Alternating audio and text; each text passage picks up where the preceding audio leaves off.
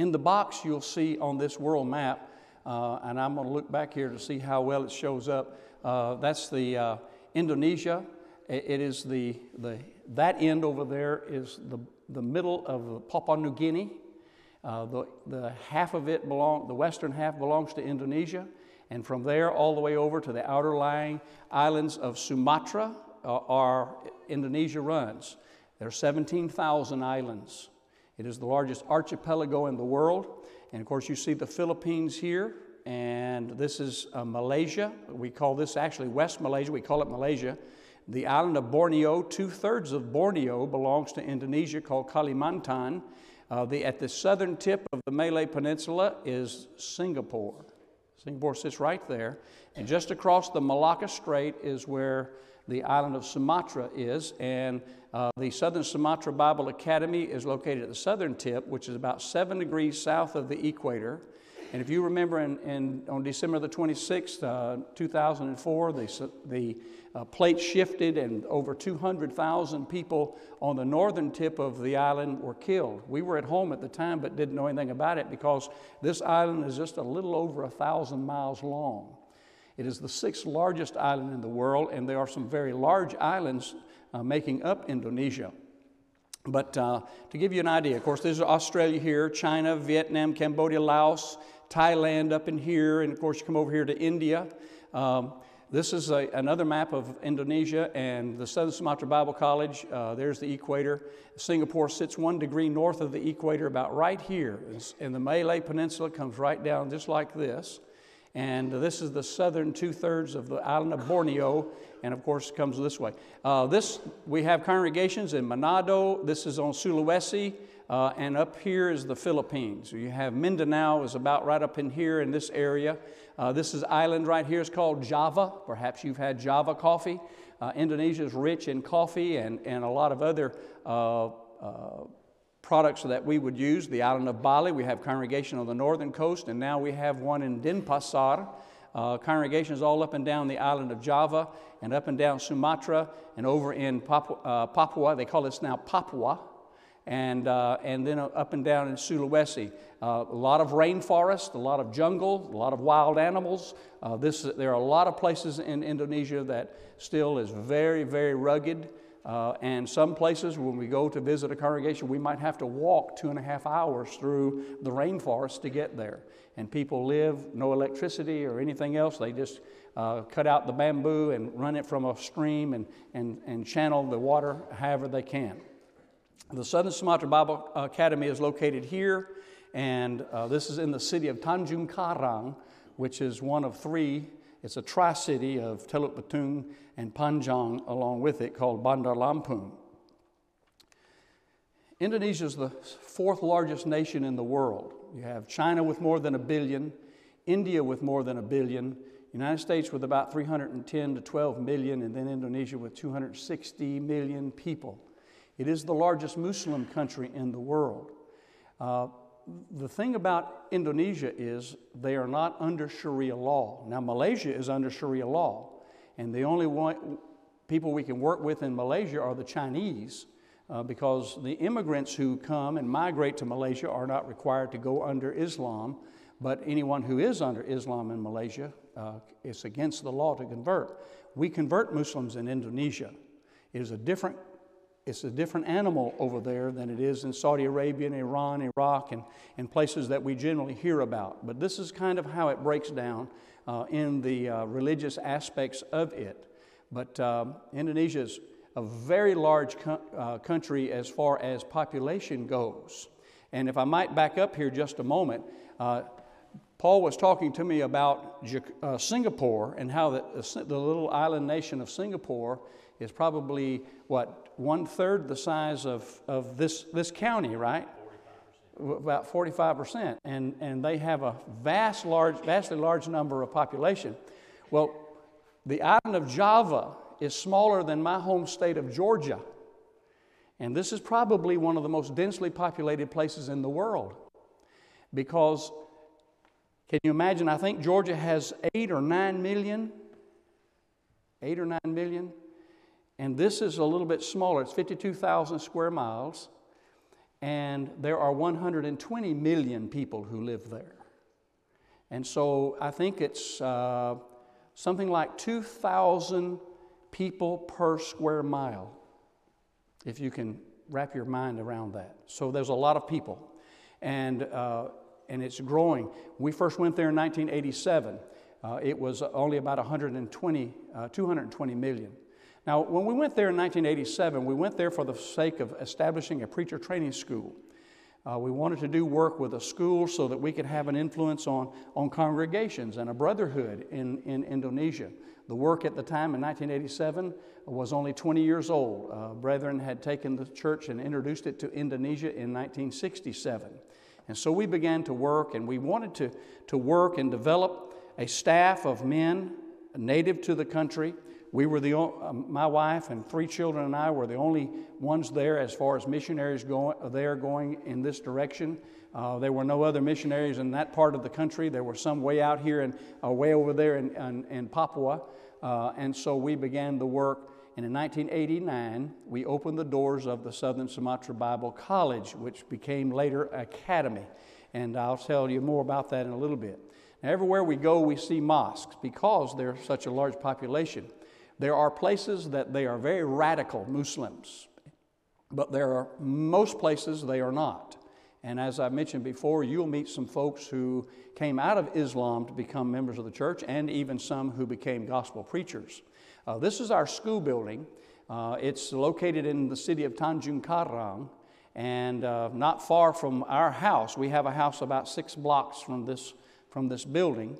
And in 1998, the rupiah went from 2,500, those of you who are mathematicians, the rupiah went from 2,500 rupiah to $1 to 17,000 rupiah to $1. And so as a result, we were able to add a second story to this building for like $20,000 US because it was so powerful against the rupiah. We were also able to buy the house next door for $12,000 because the US dollar was so powerful against the rupiah. And this is in 1998, 99. And so this building houses our library. And our library is very important. Our staff all are fluent in English. And when we first went to Indonesia, we had congregations in Tennessee and Alabama, Mississippi, and Georgia helping to build a religious library for this school. And by the time we were finished, after about 5 years, we had about 700 or 800 volumes, a lot of lectureship books, a lot of books for research and resource materials, which is what's needed for staff who would then take that material into a classroom. And so we needed our staff also to be able to speak and to read and to understand English in order to do that. And so we now have grown. Of course, over the years, we've taken books and sent books, and I think we have about 2,000 now. Plus, there are some 500 books that they have translated or they have written, and as well as pamphlets and tracts and things of this nature. One of the things about going to a foreign country, especially when we arrived just 20 years after the church had been established, there was no translation going on. There was very little material at all in any place. And so this was a very important aspect. So in time, we had to build this and develop this. And we knew that our staff in the school would have to be the ones who spearhead this. And so they have done a great job, continue to do so. They take a certain amount of time every day, 5 days a week, to do nothing but translate work. And here are some of the things that they have translated. And they continue to do this week after week, month after month, year after year. And there are many things. We began to have a monthly bulletin type that we were sending out with articles in it. Brother Alex Daniel, who you'll meet in a moment, the director of the school, said, because I had taken all of my spiritual sword, now you can get them on computer, and everybody has it on computer, but I had taken this great big stack of spiritual swords when I sent my material over there beginning in 1987, and so they have it on the bottom shelf, and I don't think they ever use it because they have it on the computer. But he saw that, and he said, why don't we make a quarterly out of this? we will write, we will translate articles and put them into book form like this. And so now the adult classes also use them in congregations throughout Indonesia as Bible class material. So they're thinking and they're developing and they're wanting the work to grow, but they're doing it for themselves. We have basically, as far as the day-to-day, we haven't been there since 2006, January of 2006. This is more tracts and more books, and I'd like to point out that these books right here are some of the books that Brother Paul Sane gave us permission to translate his Bible class material. And so we translated 3 years, and we actually changed it because of the size and the way that it translates. It's actually a 6-year curriculum. And so there are a lot more books than this, and it took us about a year working together to get this done. And this has been a great help. One of the things that Brother Victor Nangolan, he's in charge of translation. And the way that works is he will receive from the staff priorities. Well, I'm teaching this course this quarter. We have, over the years, we have developed and written or translated these books to support this course, let's say in Ephesians. But he says, we want some articles about certain topics or passages in this. And so Victor will then start writing some of the alumni and ask them to write on topics and things. And so we get tracts. Well, after Victor gets 13 of them, then he goes back through them. He makes questions at the end of them, puts them together in a book, and sends them out as adult Bible class material. And they come up with those ideas on their own, and we don't sell the material. Brethren are good to help us from time to time with $200 or $300 one-time contributions, and we put it right into printing. We can print these books, and we can mail them out. All I need is one copy, make a master. They can photocopy it out in the villages even, and it's not as expensive, and so they are able to do that as well.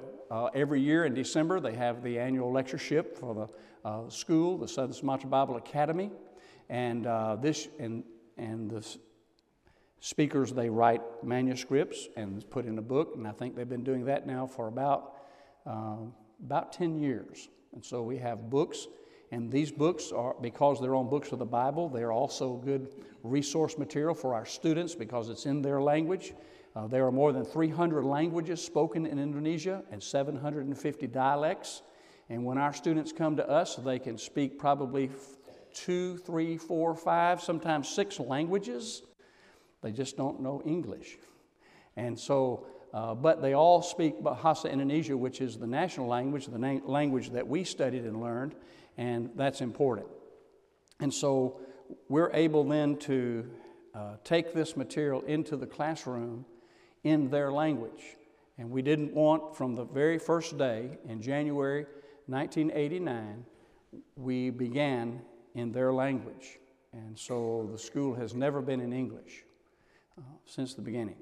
In Mark chapter 16 and verse 15, of course, Jesus said, go into all the world and preach the gospel to every creature. And the importance of the Great Commission is one of that's very valuable to each of us because we must all deal with that command as an individual.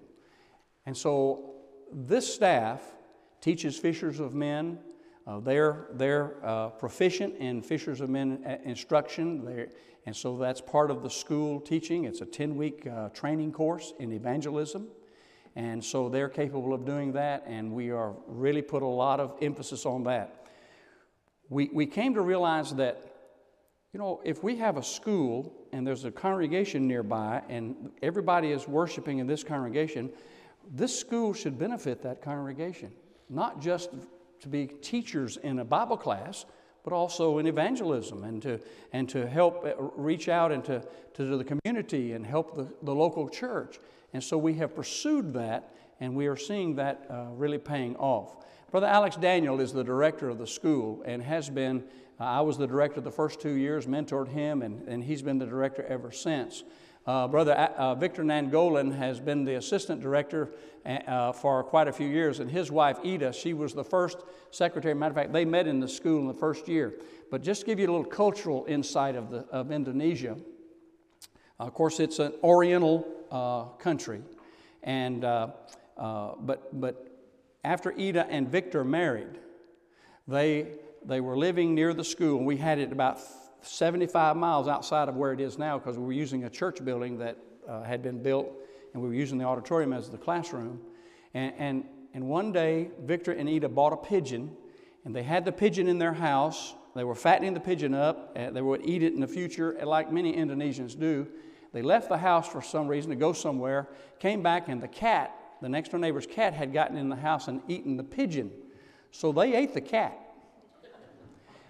And Alex was telling me about that. By the way, I think that's why he's the director, because he doesn't eat cat.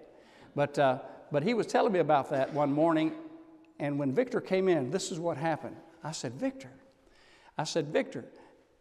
Alex told me, you ate your neighbor's cat? Victor closed his hands across him like this.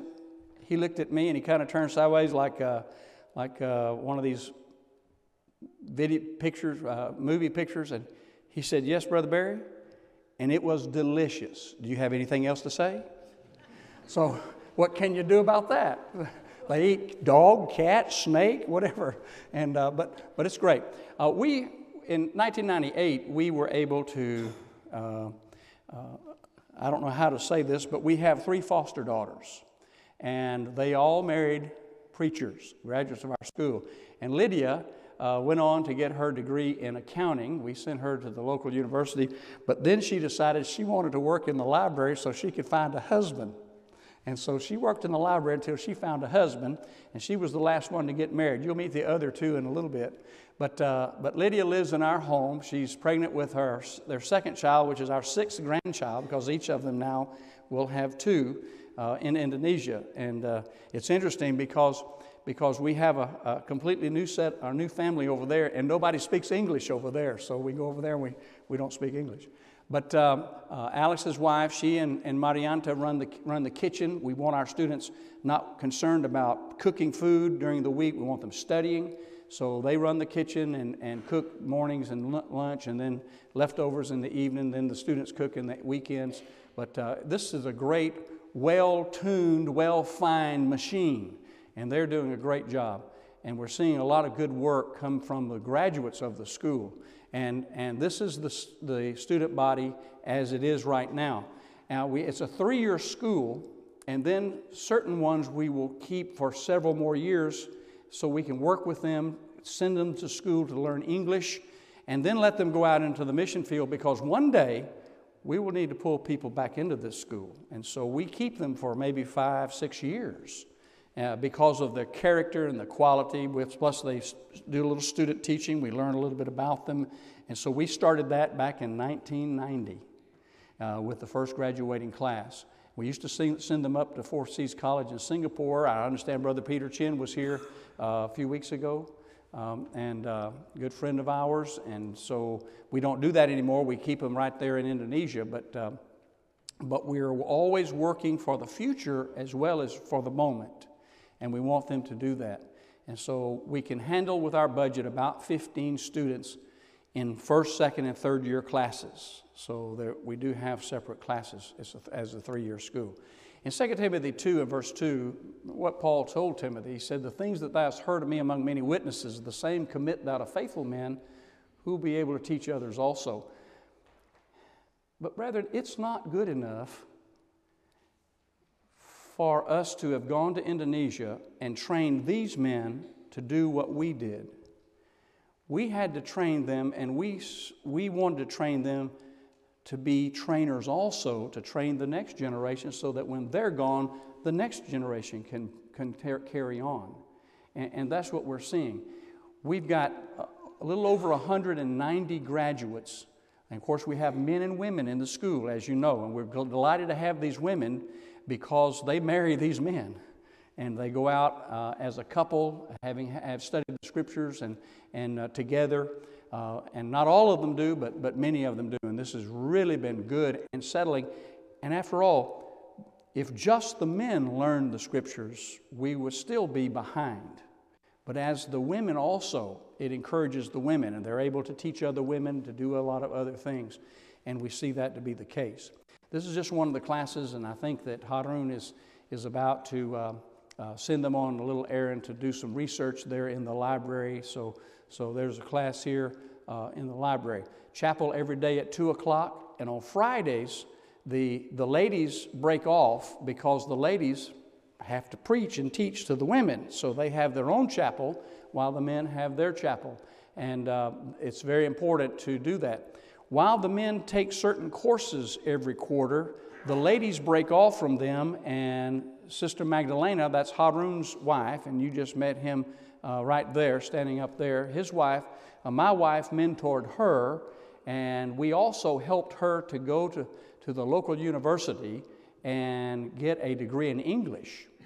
And so she does the teaching of the ladies at certain classes throughout the week on the home, wives, mothers, how to teach other women, how to teach children, how to develop Bible class material. And this is Melanie in a video. Okay, do a halt. Stop to keep that kind of chart. Apa ini? Apa ini? Kuku. Yeah, kuku. Dan kita akan berbicara di sini. So dua amat bisa mencar. Semua selesai, dua lagi bisa. Okay? It moved on me. But on that table, there were materials that years ago we used to have brethren from the States send us Bible class material. Well, Melanie said, you know, that's not going to work. We have got to teach them how to do this for themselves. And so she developed a class, and one of the classes that they go through, or several, is how to develop, I forgot the English word, alat peraga, visual aids. And so she has, and now Magdalena, who teaches this, and along with other things, and it just continues to go on. And so these young men and women go through the school and they learn a lot of things. We also have a computer class for first year and second and third year, but it's extracurricular, and so it's several hours during the week, but outside of class. The curriculum is patterned after the Memphis School of Preaching, and as far as the Bible curriculum goes, but then there are things that are specifically catered to the interest of the culture there, and so we find that to be the case here. But when we started the school, it was a college. And in 1999, Alex Daniel, the director, very intelligent guy, he said, we can go for an academy. That's the next level. And there are 3 levels of academy. He said, but if we go to the next level, the lower level of academy, the government will not interfere with our curriculum. They will not interfere with our library. They'll simply not interfere with us, but they will recognize our diploma so that our graduates, if they want to, can teach school, elementary school. We now have graduates, and always have had graduates who've come from the villages. Now, brother, it's hard to imagine, if you've never lived out of this country, hard to imagine when I say a village. But we call them, sometimes we say they came out from behind the coconut tree, meaning that their life experiences are so low. We have oftentimes taught them how to use the telephone. We've oftentimes taken them to the only building in Tanjung Kanaan, about 1 million people, but they don't have a mall or anything, but they had a building that had an escalator, and let them ride the ride, you know. And it's interesting because the first time they see an escalator, you say, get on, and they do like this until finally you have to push them on the escalator. They've never seen one before. And so they come out from behind that. But when they finish the school, the government with an academy diploma recognizes their high school graduation and associate degree that allows them to teach elementary school. Brother, we don't support our preachers. We never have. We never have supported our preachers. We have, well, I'll say this. In beginning in 1989, we said, okay, we'll support you while you're in school, but when you finish school, you go out, you find a job, you go home, you do whatever, but you preach the gospel. And so that's what we've done. In 1999, we decided that there were some cities in Indonesia that our brethren would never go to because they were coming from the villages. And so with the elders at the Cordova congregation, we decided, or actually it was in Spring, Texas at that time, we decided that we would need to support some men to go into some areas, cities of 5 million people where there was no congregation. So we have supported 12 families. We now only support 4.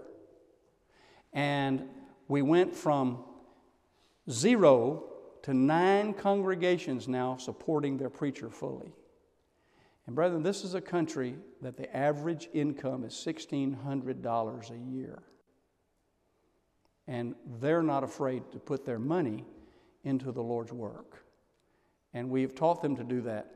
It's interesting because they don't ask, but once in a while, they don't ask to help with a building. We've only helped build 2 buildings, and we just help do it. And there are a lot of buildings. They don't ask for money because we've never offered the money. Matter of fact, we have come to realize that if we offer them money and put them on welfare, they don't work. And so we want them to go to work. And so they go home and they build the church. One of the 12 men was a single man.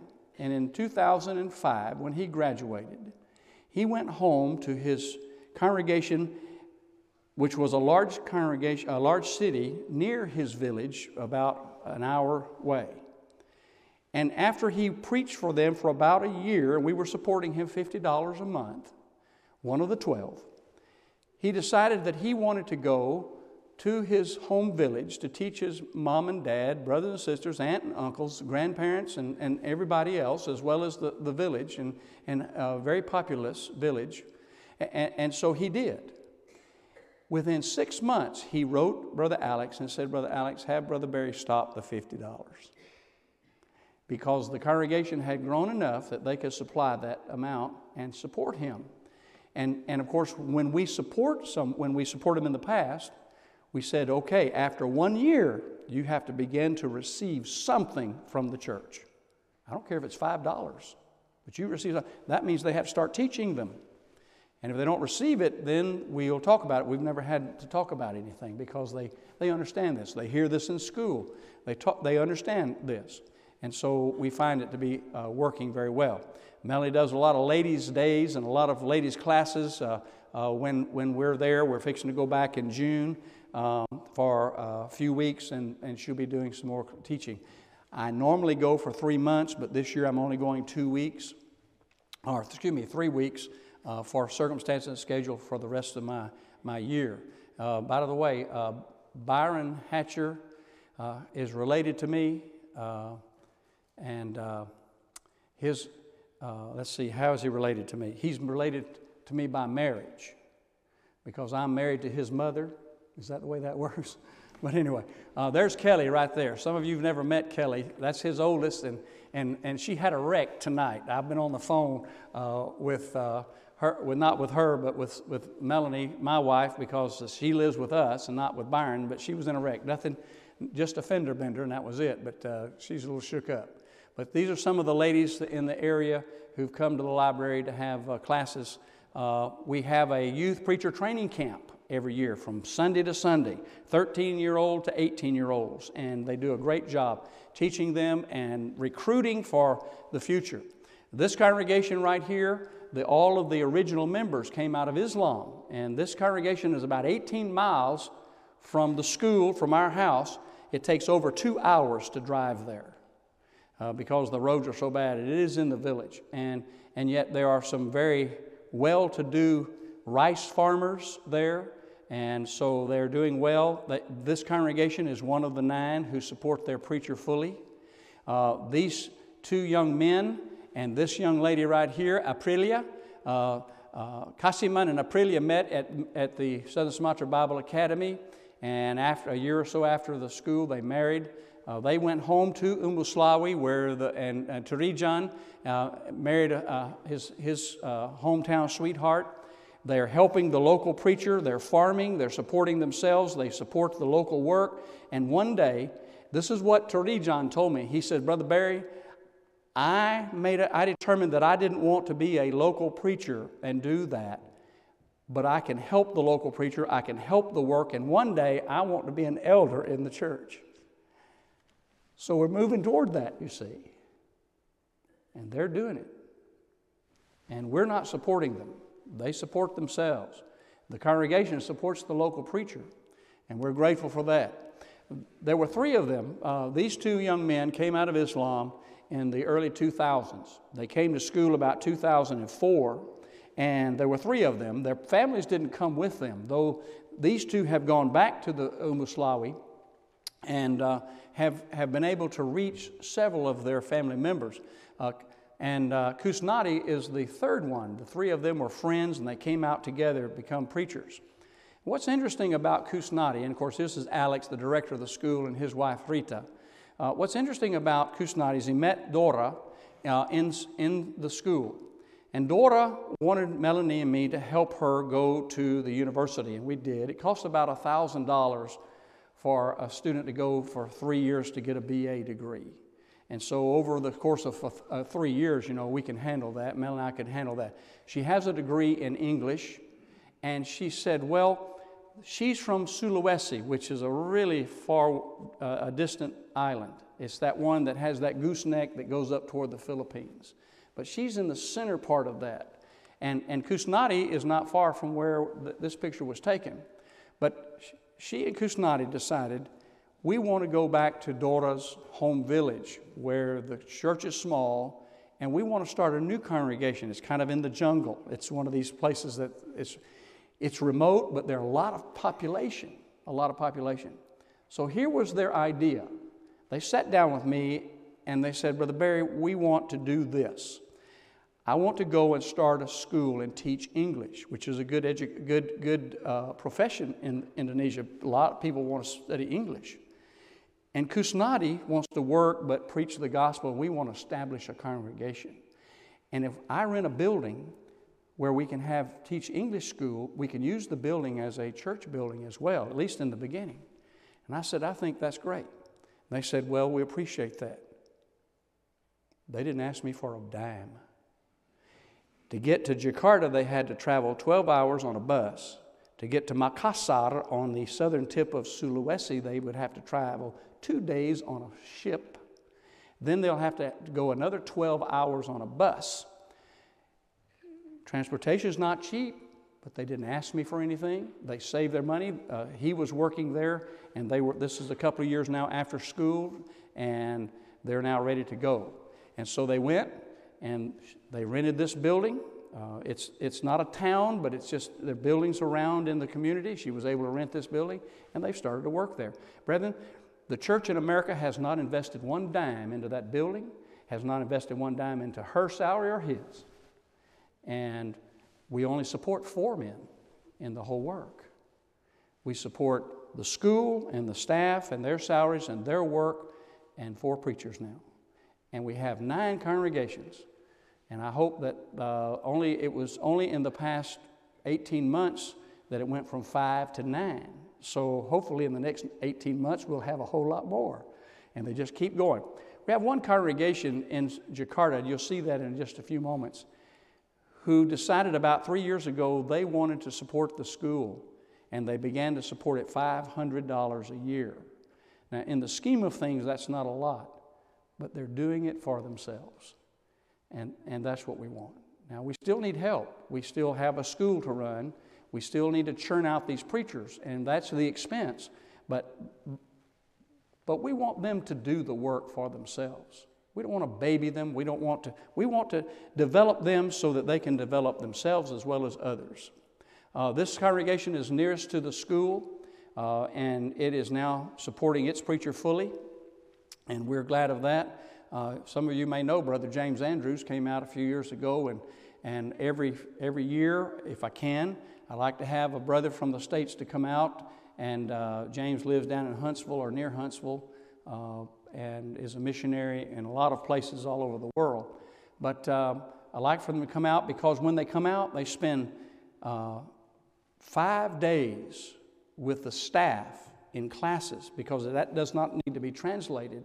And they can take the staff deeply in topics of their expertise, and then the staff can take that into the classroom. So we're continue to develop the staff, help them to grow and develop because we're seeing great rewards from that as well. This congregation is located about an hour drive. They support their preacher fully. And two of our other two foster daughters, there's one right there, and where's Cindy? Well, you'll see her in a minute. This is the oldest here, and Sulise, and she and her husband moved there to work in Metro, about an hour away. And here they are. Here's Suning C with her husband. And they live about 45 or 50 minutes. Now, we do support Yogo. He has just moved to this village out in the boonies, and it's really hot out there, but it's about 45-minute drive from our house. But this congregation, and you'll see this congregation in a minute, and they're doing pretty good. They're doing pretty good. So it won't be long before we'll start backing off on their salary. And matter of fact, one of the four was asked to come to Manado this year, and they asked if we would continue to support him for one more year, and then they would take up the whole support. So there's a number 10. There's congregation number 10. We'll move forward in that. They love to eat. I'm telling you, they are like us. They like the fellowship and potluck, but there's a little bit of a difference. And let me explain this to you. I have been in states where we go after Sunday morning service and we be talking too much, and I wind up at the end of the line and I get up to where the food is and there's not a lot of pickings. Well, I was a little disappointed. But in Indonesia, I try to be at the end of the line and hope that there's nothing there when I get there, because you never know what it is. And but they love to eat. They eat rice 3 times a day. And they enjoy that. This congregation started in our home in 1992. This is in Jakarta. The Sumatra congregation. Not everybody's there, but they began to be self-supporting in about 2002. They're supporting the school $500 a year. They have this brother right here, Brother Rahmat Surabakti, is one of our first graduates in our first class. Brother Adi is one of those continued education students, and he was with us for about 5 years. He speaks English, but he's Balinese. And he went to Jakarta. They hired him to be the youth man. Had nothing to do with that. And they hired him, and they said, we want you to work with the youth in the congregation. And so he did for about 2 years. And he got married there, met Agnes, and they got married. And he said, I want to go home. I want to go to Bali. I want to start the church there. He developed a plan. The congregation in Jakarta supported him to go to Bali for so many months or a year, while he also continued his education in real estate so that he could get a real estor's license. He's now working, and the church is growing. Matter of fact, we'll be there this year preaching a gospel meeting, and he is doing all of that on his own. And so we hope to see more of that in the future as well. Injil kepada segala makhluk. Saya harus berpikir, karena saya manusia seperti rasul-rasul manusia, dan waktu Yesus Kristus menyuruh kepada mereka lakukan ini, dia ingin saya lakukan sama. Dan mungkin mereka berpikir sama saya berpikir waktu saya belajar dan mengerti konsep. This is the Bible class. I was teaching the Bible class for the Sumatra congregation, the one I've been telling you about. This congregation, we support the 2 preachers here. And this is one of the places, Semarang, in the middle of Java. Remember, I mentioned to you that Java is that highly densely populated place. And so they're working there. This is the congregation where Yogo and his wife, and our daughter Suning C, they contacted me and said, Brother Barry, help us with $3,000, and they built a $10,000 building, and we helped them with $3,000, and this is out in the rice paddies of Indonesia. And some of you may know Rick Owens. He's the preacher at the Cordova congregation who supports the work, who is the overseeing congregation in Indonesia.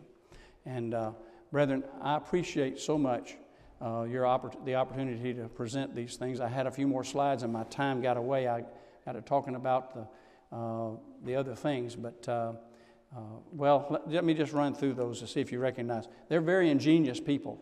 They're very ingenious. If they want to take something, they can take it. A motorcycle is a workhorse, as you can see, and there are 5 people on that motorcycle. And the largest motorcycle is 125 cc by law over there. There are all kinds of wild animals. The orangutan is from Indonesia, the Komodo dragon, the Sumatra tiger. Brother Alex Daniel lost an uncle just in 1997 to 2 tigers just about 8 hours north of the school. So there's a lot of things. Bali is Hindu, and so that island is predominantly Hindu. And of course, this is the largest mosque in Southeast Asia, is located in Jakarta, and that city on the island of Java is about 21 million people, and they really don't know. It could be 28.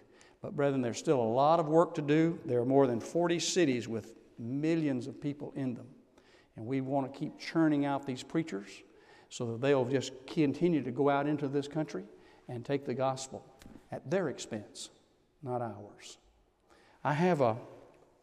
My custom is to send out a newsletter about every 2 months, since I'm not living there full time, and the only way that I report is by internet. And if you would like to get the newsletter, just put your name here, please, and please print your internet address in all capitals. I'll know to put it in small letters, and so that I can distinguish L's from ones and so forth and so on. But if you'd like to do that, we'll put it. Where would be a good place to put this, Paul? Leave it up here on the table, and if you'd like to add your name to that, you'll get updates regularly about the Indonesia work. Thank you so much for the opportunity to tell you these things. Thank you.